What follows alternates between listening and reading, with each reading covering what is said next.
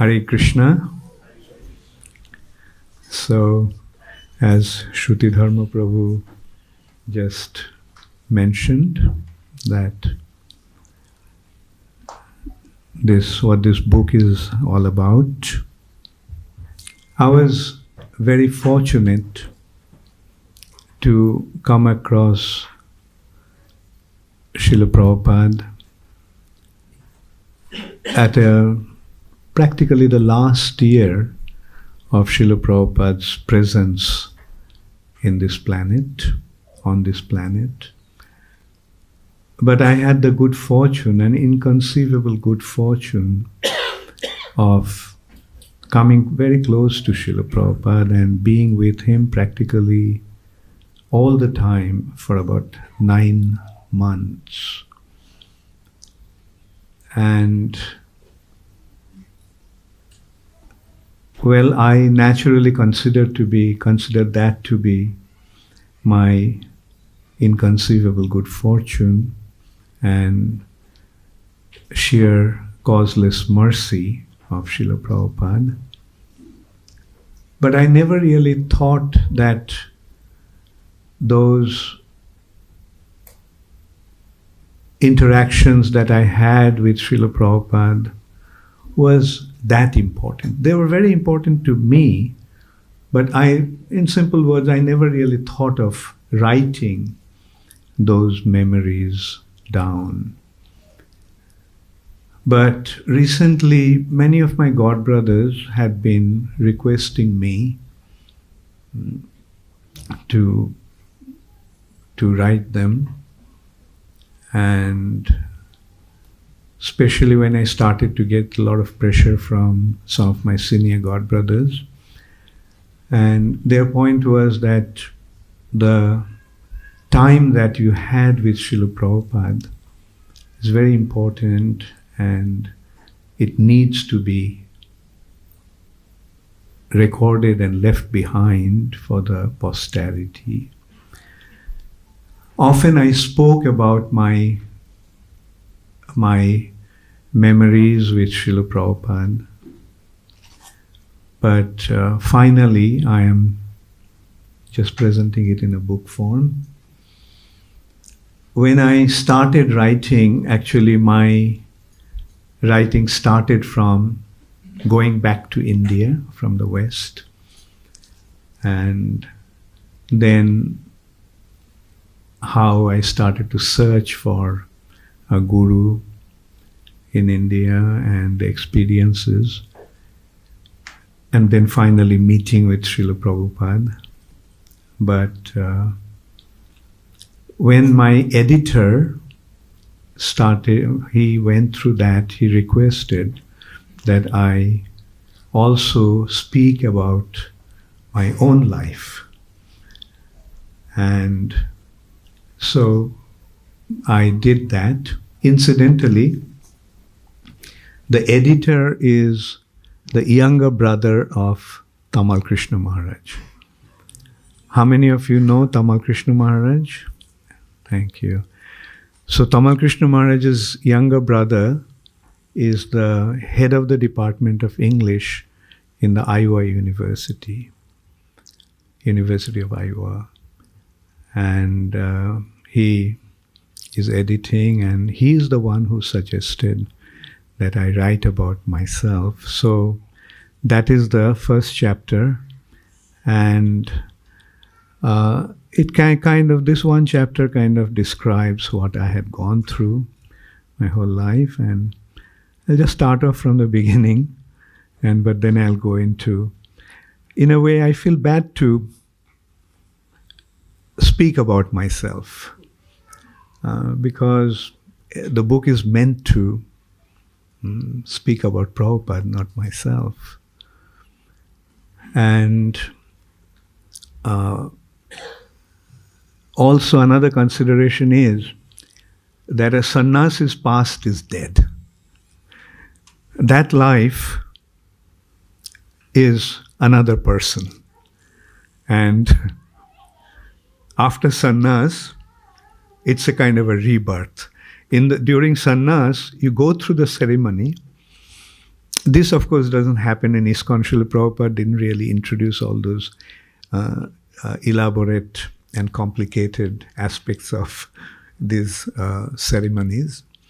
But one ceremony before sannyas is the ceremony of dying.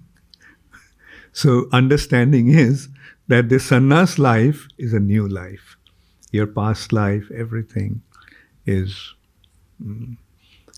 like, we had so many lives before, but do we care about those lives? So in a way, I also felt that that didn't really matter so much.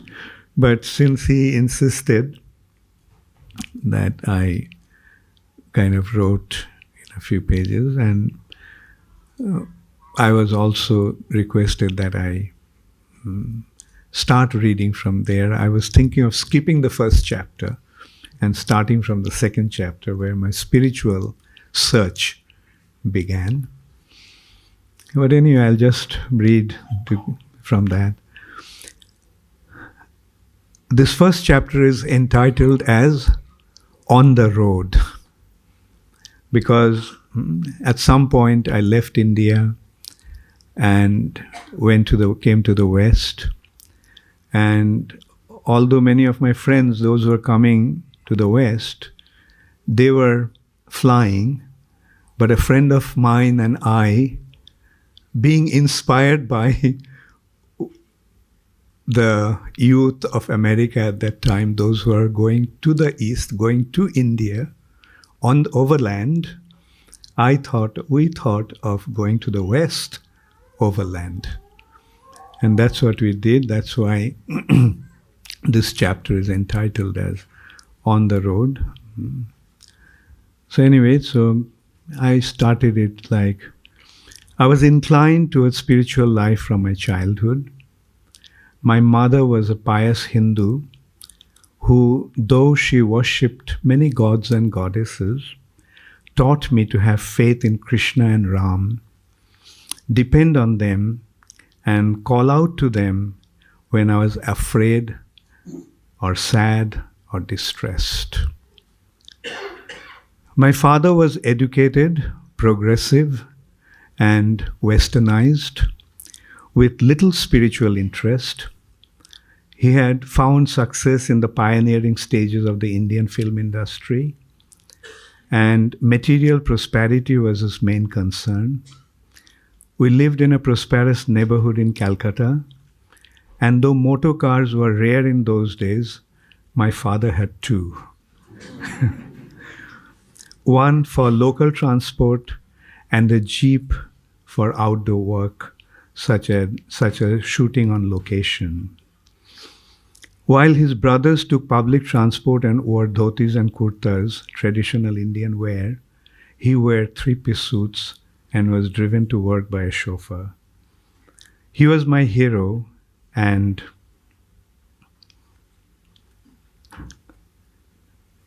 I was proud of him. But most of his time was taken up by his career, about which he was passionate. He worked late, and I saw him little. When I was 7, my mother contracted tuberculosis, which was considered to be highly contagious, and as a result of that, we, the children, were sent away.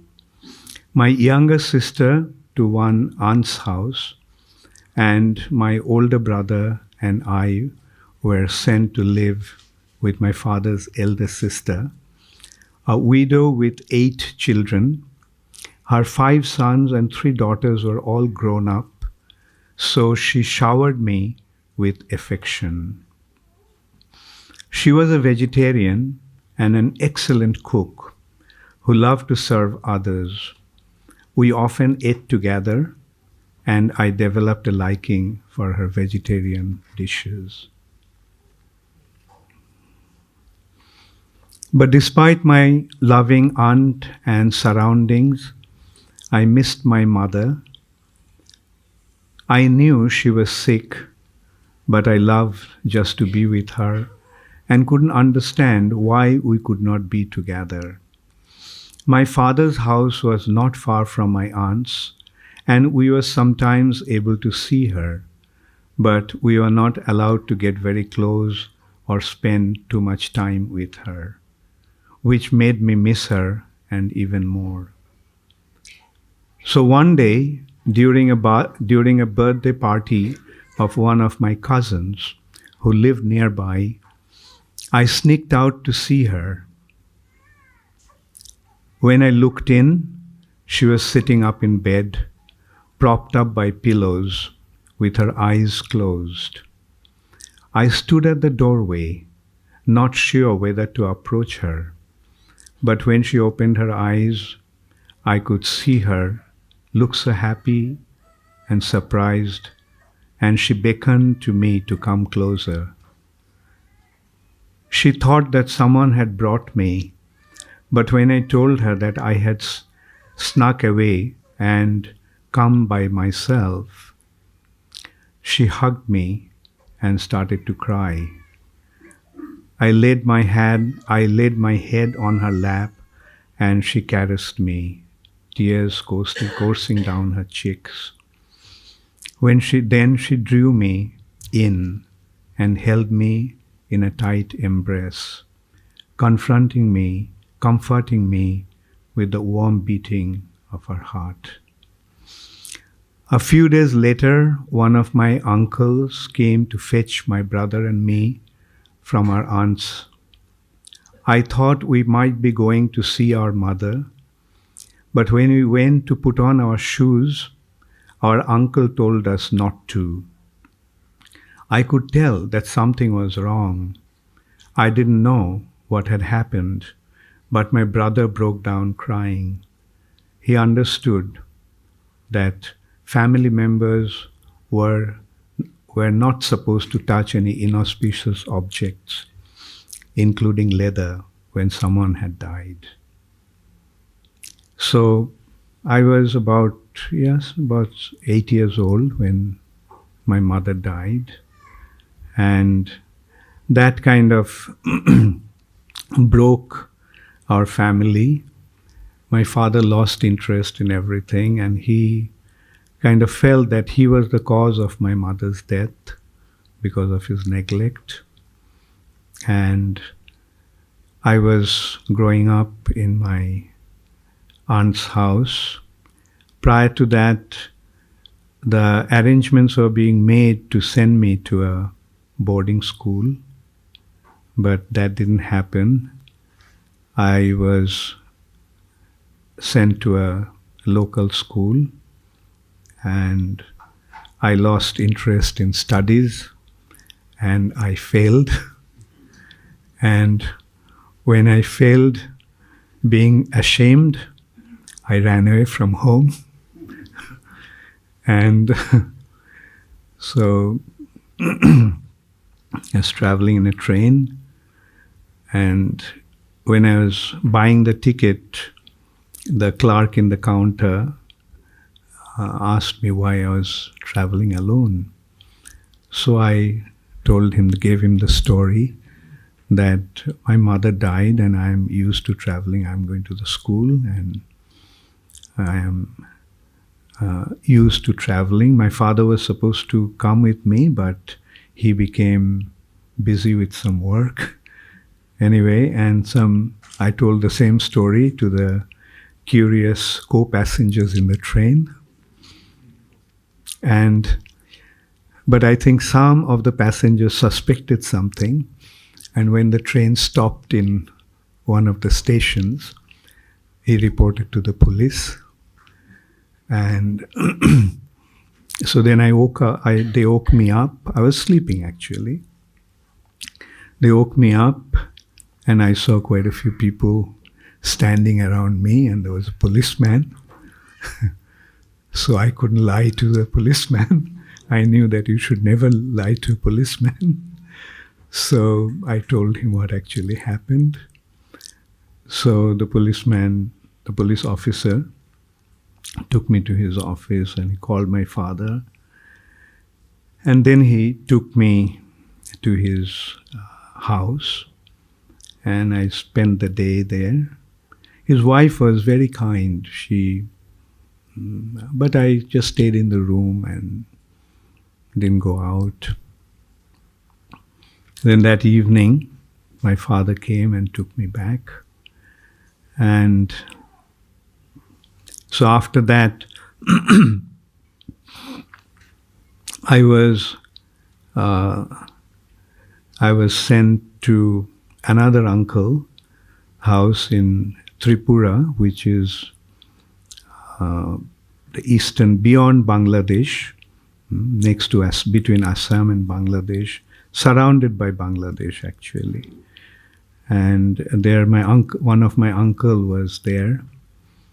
He was a businessman trading with jute. He used to supply jute from there to Calcutta. And I had 3 younger brothers there. And so I just spent my few years there, completing my school. Anyway, I can probably read that part. After the officer explained the situation to my father, he took me to his home nearby, where his wife fed me and put me to sleep. I stayed the next day as well, almost entirely in bed. They were nice, but alone in the room, I felt like a criminal who had been arrested. That night, my father came to take me back to my aunt's.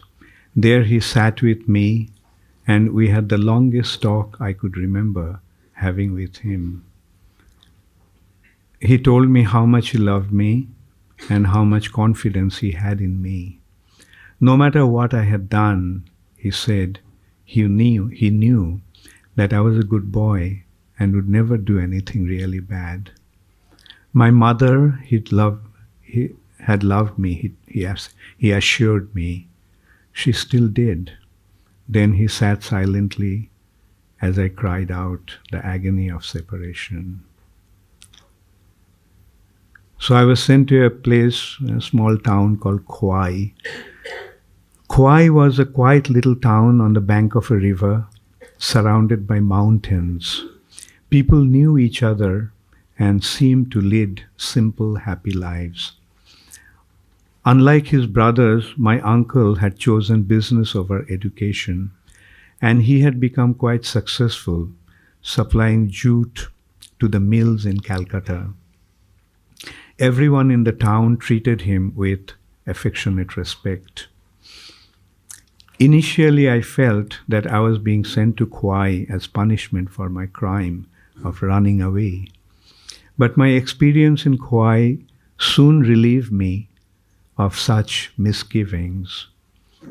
I had come from a big city, and the local people treated me with some admiration. More important, my uncle and aunt accepted me as if I was their son.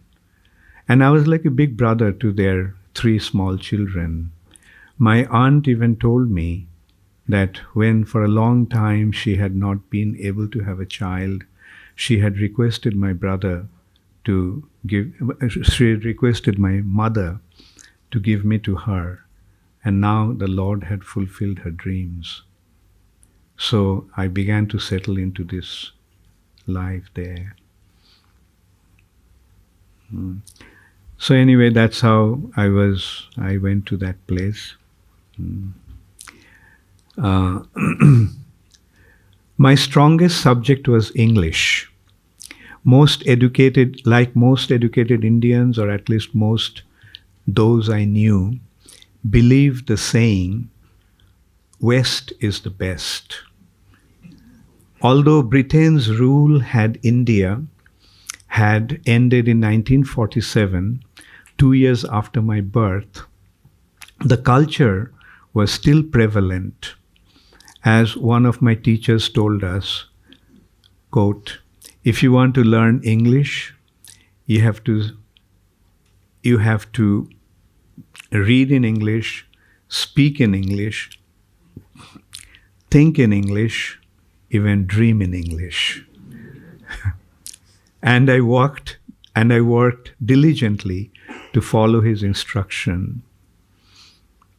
Unlike most of my peers, I was not shy to speak English, and he and I would often spend hours conversing. My favorite instructor, Nirod Babu, had been a freedom fighter who was imprisoned and brutally tortured by the British.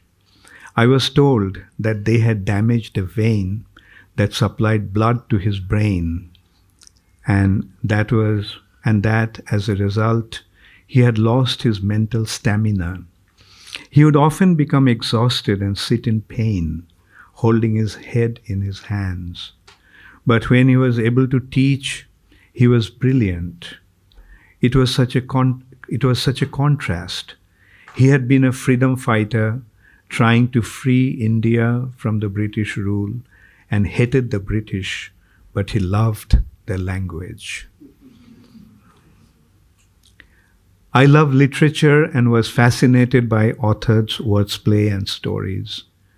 We read works by not only English authors, but also many Russian and Europeans, such as Tolstoy, Dostoevsky, and Dumas. Their influence was so strong that although I appreciated Indian authors, I naively presumed that their writings had been influenced by their Western predecessors and counterparts. So then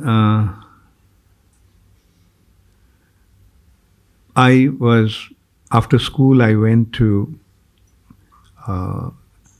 Darjeeling, where another uncle of mine was, and so I did my studies there.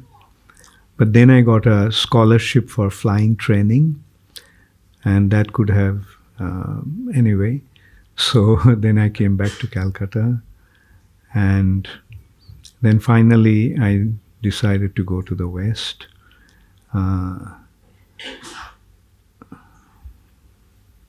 Okay, I can just read some. Those days, many young people from Europe and America were traveling overland to East in search of spiritual life. Like many of our friends, Proshun and I had read and been influenced by Jack Kerouac's On the Road. So we had the idea, Jack Kerouac, I don't know whether you have read, like he was like the counterculture author, and he wrote about being on the road. And so we read the book and we got inspired. So Proshun was a friend of mine, and so him and I decided to go to the West overland. So we had the idea that instead of flying to Europe, we would travel the roads hitchhiking. It would be a challenge, we knew, especially since Pakistan was off limit to Indians. But Proshun suggested that we take a ship to Basra, Iraq, and proceed overland from there. So we took a train to Bombay, spent a few days getting visas for our countries along the way. Iraq, Turkey, Greece, Italy, and Switzerland all required them, and one morning embarked on a cargo ship from Ballet Pier. After a week of stopping in different ports, it finally came to Basra.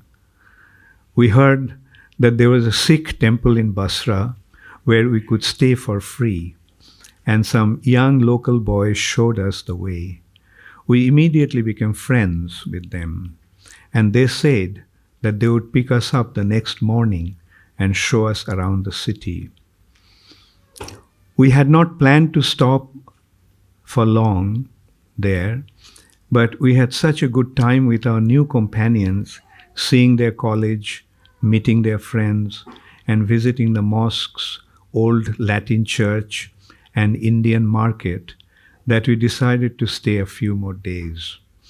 In the evenings, we all sat around talking and drinking tea in an open-air cafes known as casinos. There's the Shatil Arav river.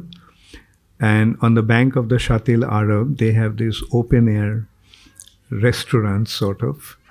And people used to gather there in the evenings. And there used to be TVs. They would watch TVs and some would smoke hookah. And anyway, so that's where we all used to end up in the evenings. Known as casinos, though there was no gambling on the banks of the Shatil Arav river. 3 days later, Prashun and I took a bus to the highway on which we would hitchhike to Baghdad. No one would stop though, and it was extremely hot. So after several hours, dejected over the failure of our attempt to hitchhiking across the continent, but also relieved to be out of the scorching sun, we got on a bus. An American traveler in Basra had told us about a French church in Baghdad where one could stay for free. And when we found it, a beautiful cathedral in the middle of the city, we received a warm welcome from a middle-aged French priest. In Baghdad, as in Basra, Prashun and I made friends quickly.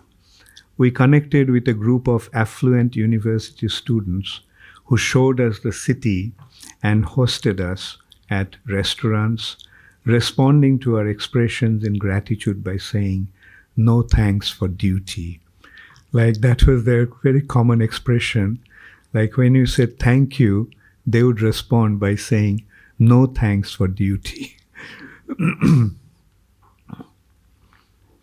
They are fun-loving but strict Muslims, so they did not drink or smoke.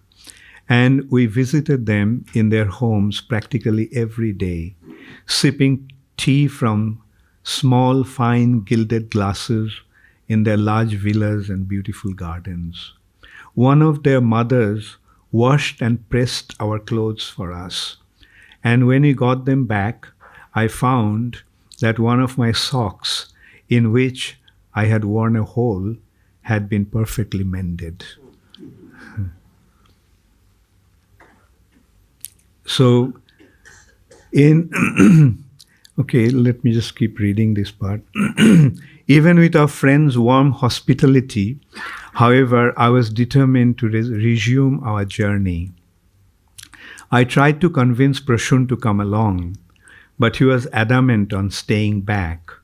He seemed to want to be on his own, maybe free from my association and influence. He had left India to experience the world, he said, and wanted to take full advantage of the opportunity to spend time with our new friends. He was enjoying himself and he wanted to stay on, so we agreed to part ways. I would leave the following morning. Mark, an English traveler whom Prashun and I had met in the church, had witnessed our conversation and asked if he could join me.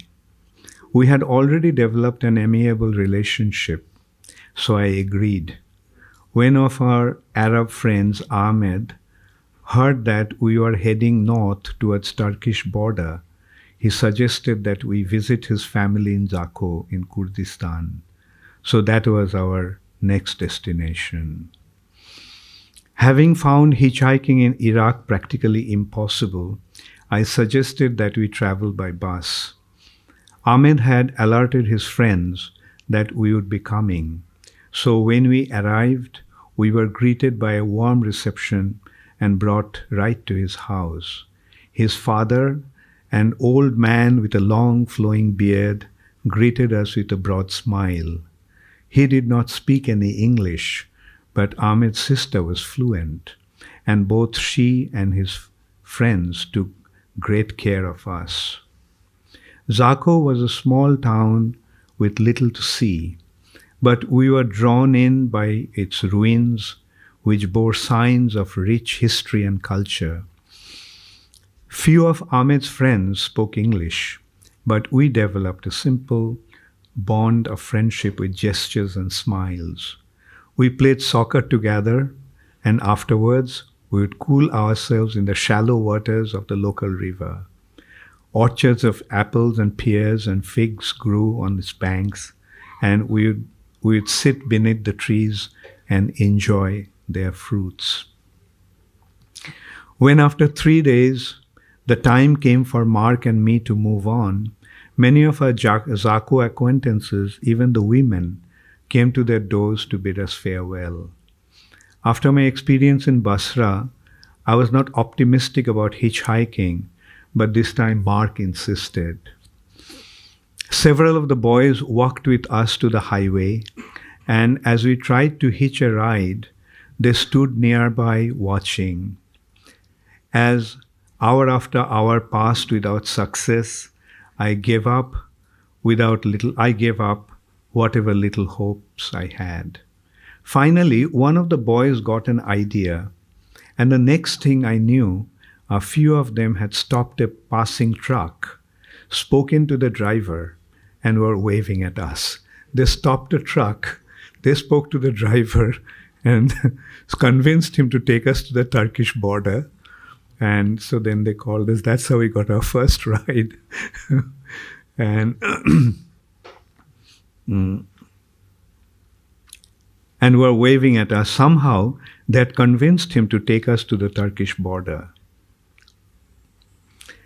As the truck pulled out, Mark and I looked back gratefully at our friends waving from the side of the road.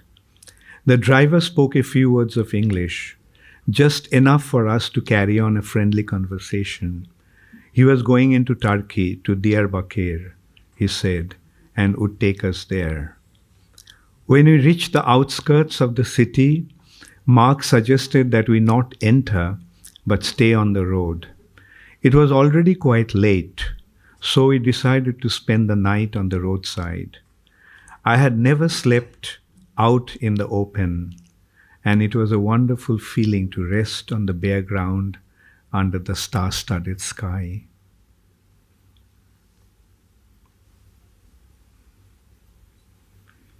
Okay, then our plan was to stop in Malatya on our way to Ankara. There were two possible routes. On the map, one looked longer and the other shorter and straight. So we decided to take the shorter route. But then soon we found out that the shorter route was actually a mountainous road. So we got a ride, but we got stuck. So there we had a wonderful experience. I was excited to see the interior of Turkey, and the place was enchanting. The mountains were cut from the red rock with only sparse vegetations. A river flowed along the valley below, banked with a stretch of lush green. Clusters of village houses dotted the landscape. I suggested to Mark that we go down to the village. Actually, it was already, we started in the morning and it was already in the afternoon. We had nothing to eat. So both of us, it was hot and we were hungry. So we decided that one of us I suggested that we go down to the village and see if we could find something to eat. When he said that he thought one of us should stay on the road and try to stop a car, I offered to stay. It would be a long way down to the village and an even longer way back up. So Mark said, "Why don't you go?" He said with a smile. We finally decided to settle by a toss of a coin. I lost and had to go. I climbed down the winding path, but even in the village there were no shops. So I walked up to a house and knocked. A woman came to the door, but when she saw me, she screamed and slammed the door on my face. Giving up hope of finding food, I climbed back up to the mountains to the road and told Mark what had happened. We sat for a few more hours under the walnut tree, shading ourselves from the sun, our stomach burning with hunger, and we discussed our mistakes in taking the mountain road and considering going back to the other route. Suddenly, several boys came to view. They silently approached us with two large covered metal plates and placed them before us. When we removed the coverings, we found homemade Turkish bread, raw green vegetables, and large pieces of goat cheese. We thanked the boys profusely and then ate while they sat around us, watching and speaking amongst themselves in a language we couldn't understand. After a short while, several village women came up and sat behind the boys and started to watch us. One of them was from Lebanon and asked whether we knew French. Mark was fluent, and we learned from her that when the woman had shut the door on me and had seen that I was climbing back up to the road, she had called to the other women and told them what happened. They had presumed that I had been looking for food, and spotting the two of us, they had sent the boys with the plates. The other residents, the women said, had hardly seen a foreigner in their entire lives. So the arrival of an Englishman and an Indian was quite an event.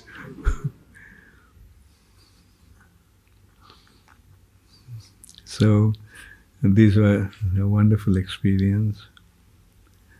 Okay, then we, near Ankara, we met 3 English boys from York University traveling in an old station wagon, and they picked us up. And we had a ride all the way to Istanbul. Istanbul's Sultan Ahmet, near the Blue Mosque, did not look like Turkey. It was full of young Americans and Europeans.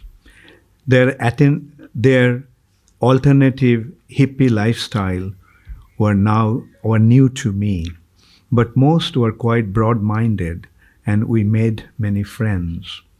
The dormitory-style hotel was so cheap that we could afford to stay for a while, and we made many friends, including a young American, Larry Baker. Every morning, Mark, Larry, and I would go for breakfast at the pudding shop, a restaurant popular among young travelers, where we spent a good deal of our time. The food was delicious and cheap, but the most interesting feature for me was the atmosphere. It was alive with free-thinking youth who were open to making friends and sharing their experiences. Some of them had been in Istanbul for months, living day by day, playing music, and just hanging out. We roamed the city, visited historic sites, and just sat and chatted on the banks of the river. One morning, Mark suggested that we go to Topkapi. Anyway, that is the palace, and we visited. Mark and I stayed in Istanbul for a full week. The day before we were going to leave, we were sitting in a park with Larry when 2 young men approached us and asked if we would like to smoke some hashish. Neither Mark nor I were interested, but Larry left with them.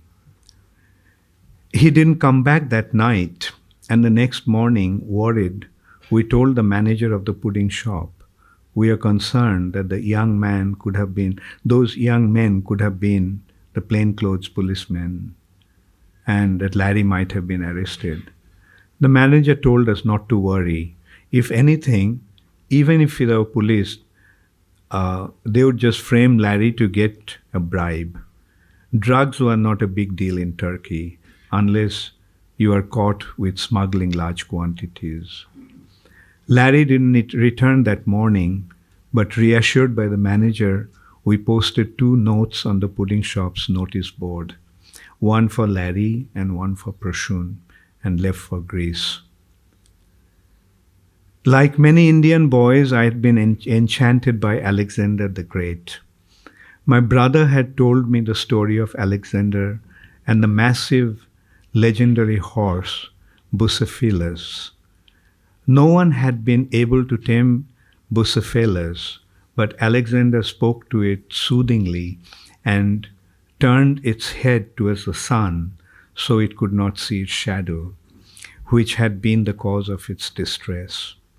When Bucephalus was subdued, Alexander was able to ride it, and the horse served as his mount until it died during his invasion of India.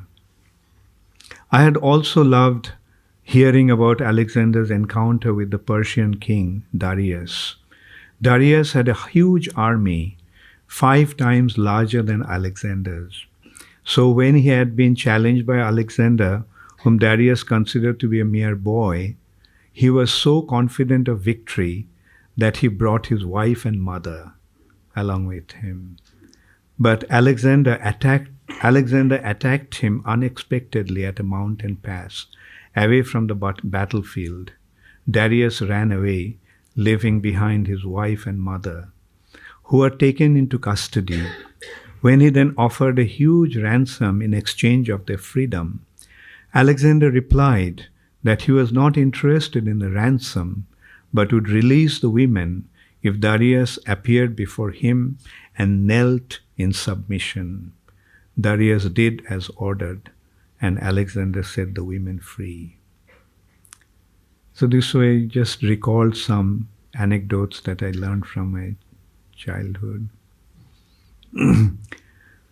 We were headed to Thessaloniki, Macedonia's capital, near Alexander's birthplace in Pella. Anyway, so we stayed in Thessaloniki for a few days. And on the way to Thessaloniki also we had a very nice exam experience. Okay, so then we went through Italy, and in Switzerland, in Italy we were supposed to part. Mark was planning to go to France, and I was supposed to go to Switzerland and then to Germany. And at that point, Mark was supposed to head back to England, and I would continue into Germany. But he changed his mind and decided to visit a friend in Dijon, France. I was already feeling sad at the thought of our parting ways. So when Mark proposed that I accompany him, I agreed, and thanks to his pleading at the border, I was able to get an emergency 3-day visa to enter France. Like, I didn't have a French visa, but Mark pleaded and they gave me the visa. Mark's friend Pierre was in Dijon studying at the university and shared an apartment with a female roommate. Their arrangement was unusual, I thought even a bit shocking. Like, to me, a boy and a girl sharing an apartment was kind of, that's the first time I had the experience of the West, of the youth. And anyway, so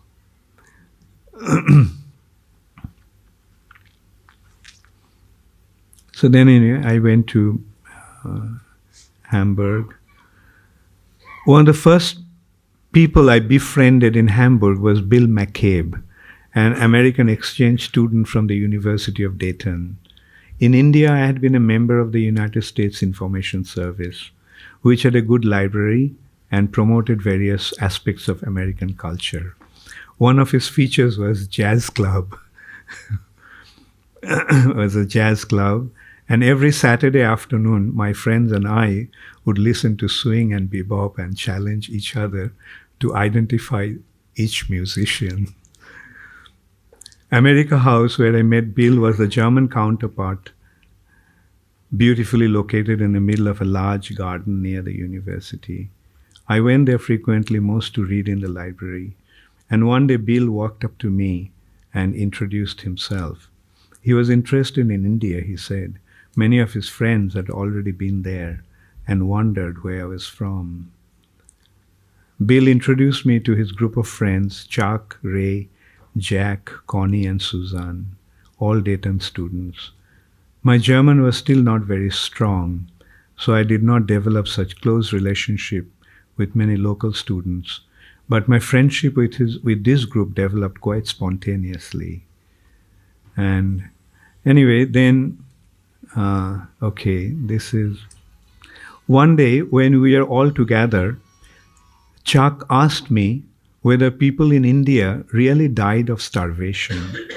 In fact, most of the people I met in Europe, even my friends, thought that India was extremely poor and that its people were starving and homeless, having been maimed by Indian culture's degraded mentality and superstitions. I replied that although I had been born and raised in India, I had never seen a single person dying of starvation. When the others told me what they had heard and read about India's poverty-stricken condition, I cited my country's glories. Why had Columbus ventured so far to search for India, in search of India? I asked. Why had it been considered the crown jewel of the British Empire? Then Chuck asked, then why India is so poor? India is not interested in material prosperity, I countered, but in developing her spiritual riches, because material wealth was not her first priority. Foreign invaders found little resistance and stole all they could. I knew there was some truth to my friend's claims, but I could not tolerate India's humiliation, and I protested vehemently. When I tried to mount my case, however, I became painfully aware of how ignorant I was about the place of my birth. My patriotism, I saw, was only a sentimental attachment. Although I had a deep connection to India as my motherland, I was unaware of her actual glories and traditions. The decision and my desire to establish India's greatness led me to probe deeper into my country's spiritual culture. I already knew the importance of spiritual life and was aware of the existence of the soul, but now I felt compelled to learn life's actual nature, purpose, and ultimate goal. I wrote to my friend Hitu Malkani, whose family had a bookstore in Calcutta, and he sent me a copy of Paul Brunton's A Search in Secret India. At first, I was vexed by having to read about India's glory from an Englishman. But the more I read, the more I appreciated. Brunton was a journalist who had gone to India on assignment and while there, been drawn in by its spiritual heritage. He had met many sadhus and finally surrendered himself in discipleship to a well-known spiritual leader from South India, Ramana Maharshi. When I asked Malkani for books that described India's spiritual philosophies in greater depth, he sent me a few books by Vivekananda, Patanjali's Yoga Sutra, Dr. Radhakrishnan's Bhagavad Gita, and Paramahamsa Yogananda's Autobiography of a Yogi. Anyway, then, so finally, I decided to go back to India. So, anyway, so now that leads us to the next chapter. When I landed in Delhi, I went straight to Haridwar, one of the holiest places in India at the foothills of the Himalayas on the bank of the Ganges. I had been fascinated with the place since childhood. My grandmother had gone there for Kumbh Mela, the great spiritual festival, and had returned with captivating stories about her pilgrimage. My first evening, I went down to the river Ghats, where I joined thousands of pilgrims in grand worship, offering lamps to Mother Ganga. I was already thrilled to be back in India, and I was elated by the display of spiritual conviction. The people around me, I felt, cared less for their material prosperity than for their spiritual lives. And in my heart, I shared their happiness and was moved by their inner contentment. I walked through the crowd without speaking with anyone, just smiling at those around me and receiving their smiles in return. Before dawn the next morning, I went down to the Ganges to bathe. It was cold, and I was shivering even before I entered the water. When I submerged myself, however, my whole body felt rejuvenated, warm and clear and light, as if I could fly, and an incredible joy suffused my entire being. I do not know for how long I stood there half submerged in bliss. When I came back to myself, I sat on the bank and let my thoughts flow with the river's current. Okay, then.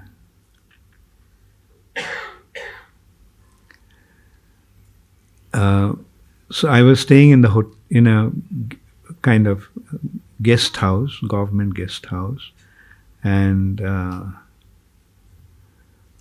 when I returned to the lodge where I was staying, I heard a beautiful recitation of Sanskrit mantras reverberating from the room next door. I just sat there listening to the vibrant, melodious sound. My neighbors, it turned out, were a South Indian family of 4, a man, his wife, and their 2 children. Mr. Subramaniam, a government official, brought his family to holy places of pilgrimage during his vacations. He invited me to their room to talk, and the children, 2 sons, aged 9 and 6, instead listened with great attention, respectful and well-behaved. Through that family, I was able to have another glimpse of the glories of India. Although quite a high-ranking government officer, Mr. Subramaniam wanted only to visit holy places. He had little interest in material achievements, but put a premium on spiritual life and development. Most impressive was the way he was bringing up his children. This, I saw, was an important part of India's spiritual heritage, alive and well in contemporary family life. So from Haridwar, I went upstream to Rishikesh, which was quieter, more natural and less commercial, with many yoga ashrams and spiritual seekers from around the world. Sadhus gathered on the banks of the river, some stark naked, others in just a loincloth. Most were smoking hashish, and some invited me to join them, but I declined. In the West, many of my friends have smoked hashish, and I have seen how stupid they became when they did. With the activities of their brains subdued, the activities of their hearts became prominent, giving them a feeling of ecstasy. So when I saw the sadhus smoking, I knew not to waste my time. They were not for me. So anyway, then from Rishikesh, I traveled through the Himalayas to Devaprayag, Alakananda, Rudraprayag, and finally to Joshimath. I wanted to continue to Badrinath, but winter was approaching and the road had been closed. Considering Joshimath's altitude over 6,000 feet, it was not very cold and I liked the beautiful atmosphere, so I decided to stay. There I actually encountered a very interesting American couple. I'll come to that. In Joshimath, I became friendly with the manager of my guest house, who would entrance me with stories of the area's saintly personalities. One day he told me about an American couple who were living high up in the mountains. They had been there meditating for at least 2 years, only rarely coming down from their retreat.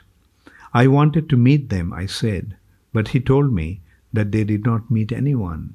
If anyone approached, they would chase them away. Still, I insisted they probably would not mind meeting me, since I was a seeker too, and could benefit from their experience. They had a close connection with a doctor, the manager said. He sometimes visited the couple. Maybe he could help me to meet them. Dr. Lal turned out to be a middle-aged, respectable-looking gentleman. When I asked him about the American couple, he told me that they were named Lawrence and Colette and were from California. They were serious in their practice and had found the area to be conducive for meditation. They had arranged for money to be sent to him periodically from America, and he supplied them weekly with provisions. Generally, he sent the supplies through his servant, but if I wanted, he would take me there himself. I was thrilled to have the opportunity to enter into a remote corner of the Himalayas to meet these unusual personalities who had dedicated themselves so fully to their spiritual purpose that they had cut themselves off from the rest of the world. So one morning, we set out.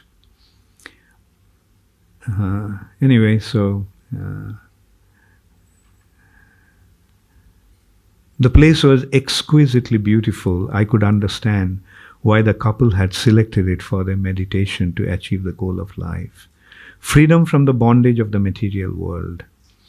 I wondered at the depth of their commitment to their spiritual quest, which had drawn them from the homes of California to this holy site of the Himalayas on the other side of the world. I was awakened from my reverie when Dr. Lal emerged with a tall, handsome man with long hair and beard. The man smiled at me, folded his hands together, and said, "Namaste."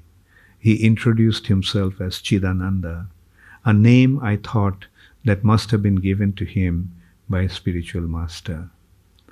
So anyway, I had a wonderful encounter meeting him.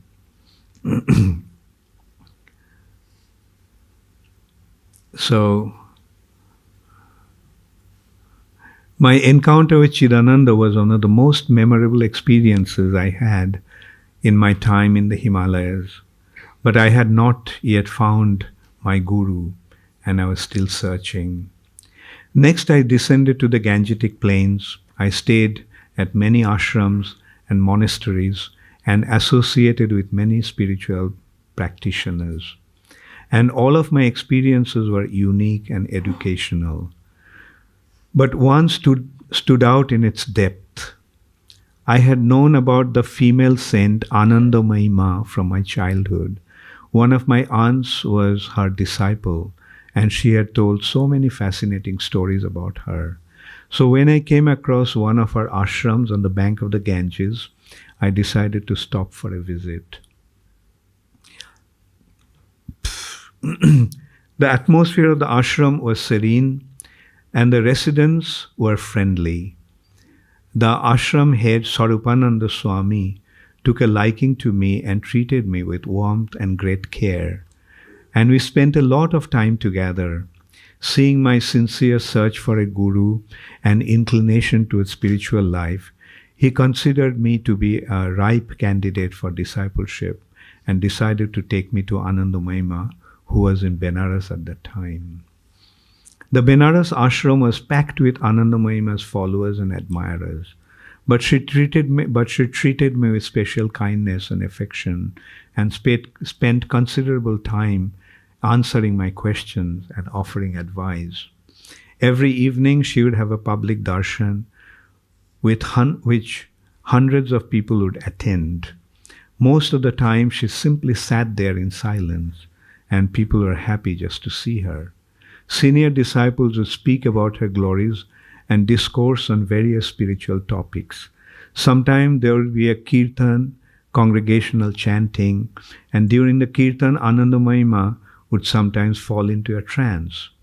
Since she would often sit there with her eyes closed, I could not always tell when she was in a trance. But her assembled disciples would make a sound in unison, a kind of howling that sounded strange in such a solemn atmosphere. At first I didn't understand its meaning, but then I found out that it signaled that her trance had begun. I felt a deep respect for Anandamayi and considered her to be an exalted spiritual personality. But most of her answers seemed to be like riddles, and I did not know what to make of them. Anyway, so that was some sort of encounter. So then, finally,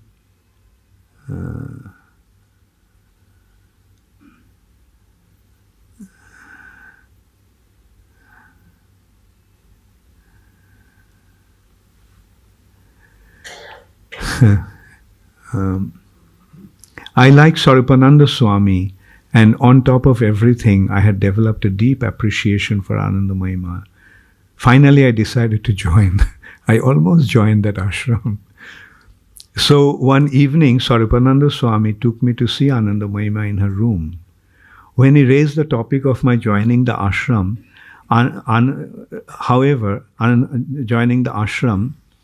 she looked at me, smiled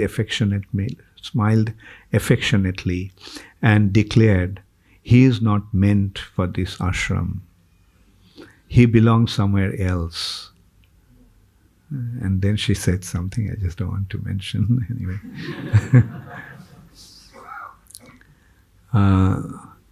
Her statement hit me like a bolt from the blue. I was amazed by her prophecy, but I was also disappointed by her rejection. I wanted to beg her to let me join and eventually become her disciple, but my pride would not allow it. Swarupananda Swami sympathized with me and told me afterwards that although Ma had spoken like that, I could continue to stay in the ashram, but almost as soon as she had spoken, I had decided to move on. She was not my guru, I realized. I had to continue my search. So then I went back to Calcutta, and so there a friend of mine, this period in Calcutta was among the most difficult of my life. I could neither adjust myself in the world around me nor step into spiritual life for which I was so earnestly yearned. I knew that to follow the spiritual path I needed a guru, someone who would take me by the hand and lead me onto the spiritual path, to a world of knowledge, emancipation and joy. But I had not been able to find him, and now I was waiting. The incident with Anandamayi had given me the hope. If I had a guru, I felt, he would reveal himself to me. One evening, I received a visit from my old friend Prashun. I was happy to see him, but he looked different. The Prashun I remembered had long hair and dressed in Western clothes, but now his head was shaven and he wore a dhoti and kurta. I knew that in Germany he had become a devotee of Krishna in the International Society for Krishna Consciousness. So his change of appearance didn't shock me, but the glow from his face was striking. His whole demeanor radiated peace and tranquility. So then this is the Prashun came, and I saw the change in him. And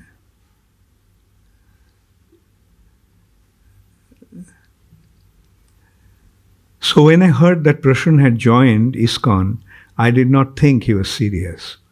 Seeing how he looked When he came to see me, however, how effulgent he looked, I had to revise my impression.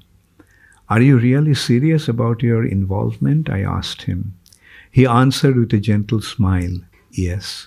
He told me how he had joined ISKCON in Berlin after reading a book by its founder Acharya A.C. Bhaktivedanta Swami Prabhupada, Sri Ishopanishad. Now he had returned to help Krishna consciousness movement in India and was serving as the vice president of the temple in New Delhi. He invited me to go to Delhi, but I remained non-committal. He did not try to persuade me or preach to me, but just spoke and enjoyed each other's association. I was impressed with the life Prashun was leading, abstaining from meat eating, intoxication, illicit sex and gambling. But what impressed me the most was his love and respect for Srila Prabhupada. When Prashun spoke about him, his eyes lit up and his face radiated with joy. I thought his attachment might be merely sentimental, but I was impressed nonetheless. So then Prashun actually took me to their temple and I met the devotees. And there, one day I got the nectar of devotion.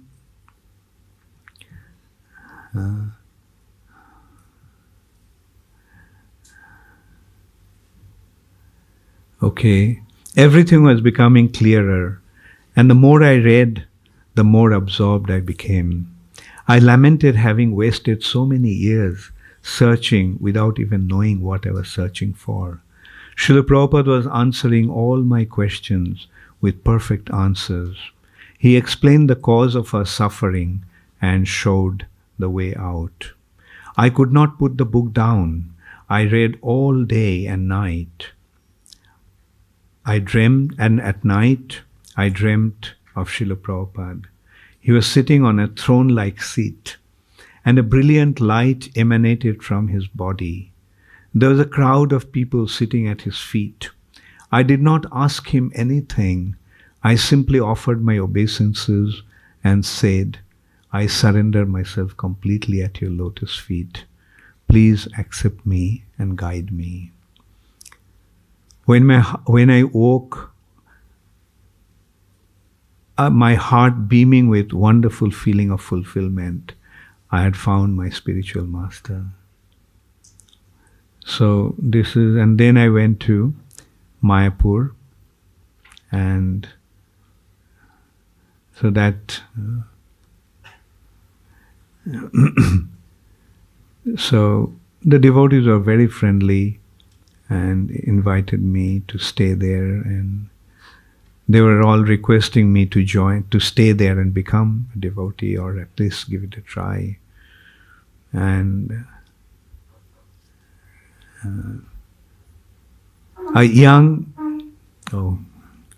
so I think I'll stop now.